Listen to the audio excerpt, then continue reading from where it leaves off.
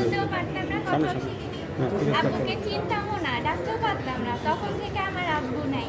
আমি জন্মের পর থেকে আমি বাসায় কখনো আমার আব্বুকে দেখিনি। আমার বয়স 17, আমার আব্বু জেলে থাকার বয়সও 17। আর হচ্ছে আব্বু মুক্তি পেলেও আমরা তো আশা করিনি যে আব্বু মুক্তি পাবে। আমাদের দ্বিতীয়ভাবে দেশ স্বাধীন রাষ্ট্র হলো। ব্যবস্থা পরিবর্তনের কারণে আমরা ন্যায় বিচারের আশা করেছি। হ্যাঁ, আর এখন আব্বুকে পেয়ে অনেক খুশি। কে বাবাকে পেয়ে খুশি হবে? বাবার সাথে দেখা হয়? বাবার সাথে আমি যখন ক্লাস 6-এ পড়ি তখন একবার দেখা হয়েছে জেলে। এখন তুমি কোন ক্লাসে পড়ো? এখন আমি ইন্টার ফার্স্ট ইয়ারে। নামটা বলো। আমার নাম সাফা জুমা। তোমার বাবার নাম কি আর কি হয়েছে ঘটনা? বাবার নাম জাহাঙ্গীর আলম। জাহাঙ্গীর আলম। আব্বুকে ভুলভাবে ধরা হয়েছে নামের জন্য।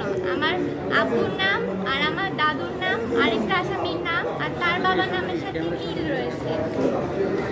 এইভাবে করে আব্বুকে মানে ফাঁসিয়ে ধরা হয়েছে। তারপর আমরা ছাড়াতে পারিনি। আমাদের ব্যারিস্টার আঙ্কেল আপনার পুরো নামটা বলেন। আপনার ভাইকে সাফা জুমাইনা। ভাইয়াকে অ্যারেস্ট করা হয়। আব্বুর নাম জাহাঙ্গীর আলম। তারপর থেকে